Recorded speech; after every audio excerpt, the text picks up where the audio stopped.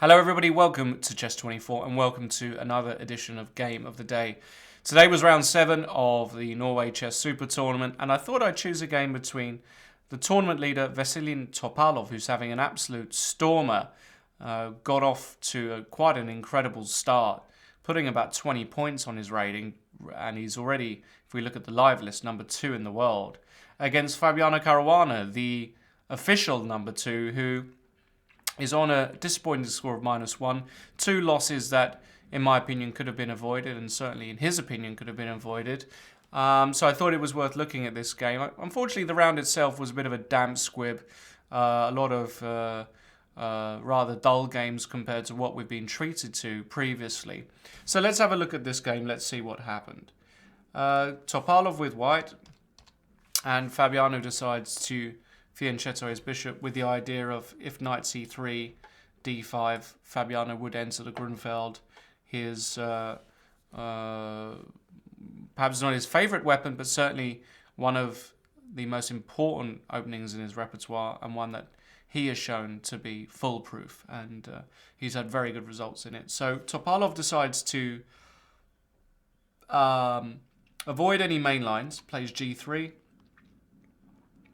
and now c6 by Caruana. So this is a kind of also here a demonstration of just how accurate players are nowadays, how accurate they want to be, even as early as move 3, because a lot of players might just play bishop g7, bishop g2, and then try c6, but then there are some nuances. So he tries c6 first, and to play d5 before the development of the bishop on f8. This is interesting. Takes, knight f3, and bishop g7. And funnily enough, it seems as though black has achieved what he wanted to achieve. He achieved a symmetrical structure. Clearly, there's not much in the position. The question is, can white prove anything here, given that he has a move advantage? Knight c3 was played. Again, this is another interesting moment, because a lot of players would automatically castle here. But the argument is that maybe in this particular position, black doesn't have to castle. Maybe he can play the move knight e4 here. So white tries to be precise and play knight c3 and dissuade black from playing this move. So he castles, and now white himself, again, doesn't castle, but plays knight e5.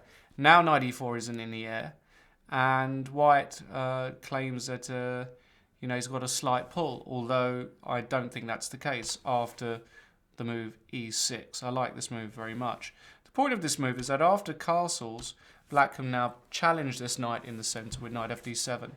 As well as that, the d pawn on d5 is well protected thanks to this pawn. So black is extremely solid here. White retreated, black retreated, and of course white, if he wanted a draw, could probably go here, after which black doesn't really have a better reply than knight fd7 in this position. So that would be a way to bail out, but Topalov at least tried something with bishop f4, knight c6, and knight e5. So he goes back in. And he would actually love to be able to exchange this knight on c6. Let's say, I don't know, a move like rook e8, which isn't probably a particularly good move.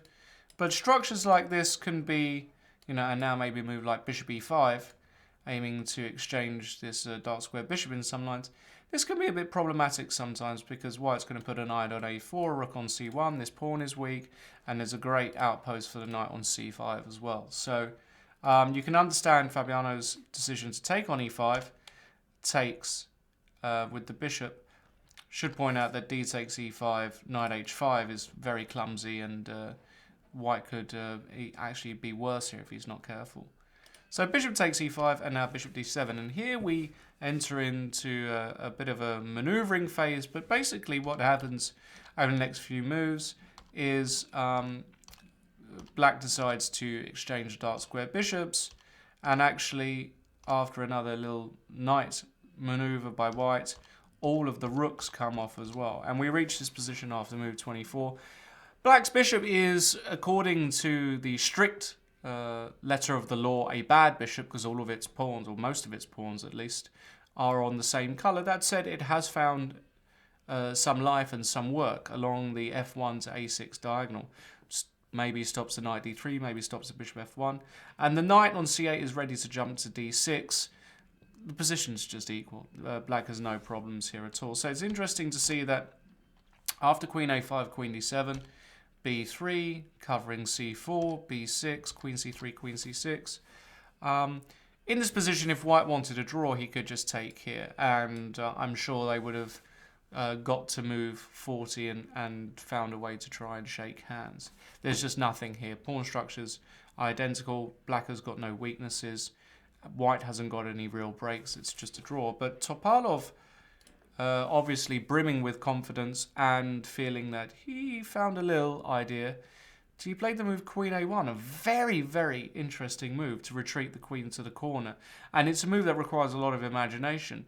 The idea is that he sees that the queen and the king are on the long diagonal, and that there are little ideas with the move pawn to e4. So, for example, were black to play, I don't know, a move like h5, e4 suddenly would be possible because d takes e4 would run into d5 check, and whoops, you would win the queen. So here, that's why Fabiano played queen c7. And now the point is that e4 doesn't win the queen.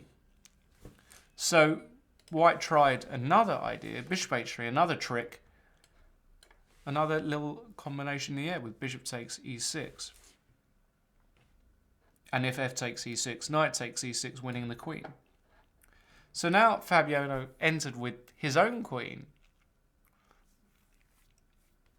And suddenly it started to become a bit clear that if Topalov was not careful here, he could end up losing the thread and giving black some initiative. a4, bishop a6 was played. I should point out this is another idea. And again, the reason why Veselin is such a great player, he is so creative. And he also foresaw this idea of punting the a-pawn up the board. And sometimes if you get a5 in, already it's a bit difficult because black doesn't ever really want to reply with b5. Opening the a-file could be difficult, but it seems as though Fabiano dealt with the potential problems. After queen a3, he played queen d1 check. And now white has to be a bit careful, because after king h2, queen d2, suddenly this pawn is on pre. Now, white could bail out here. King g1, queen e1 check. I say bail out, but actually I don't mean bail out at all. Because here you would lose the pawn by force. So actually what happened is after queen d1 check, king h2 was played. The point being that now after queen d2, white has got another extremely creative move, the move bishop to g2. And I know what you're all thinking, and I was thinking the same thing in the live pro. What happens if he just takes the pawn off on f2 here? Bishop f1 is sometimes a threat, but actually now after queen c1, not only does white cover the f1 square, but he's ready to invade up the c-file. And as soon as he gets the queen to c7, knight takes e6 is in the air.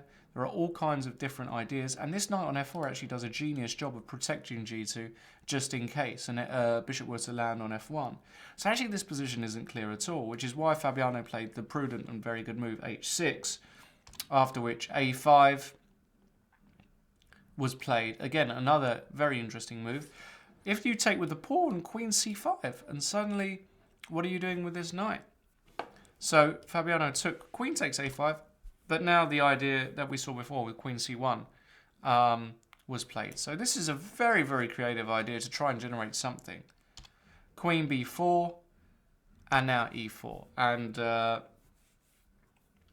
this was an important moment. I think Fabiano believed here that maybe he could have played d takes e4 because he expected Veselin to play a move like queen a1. But actually after d takes e4, I think the move d5 is decent.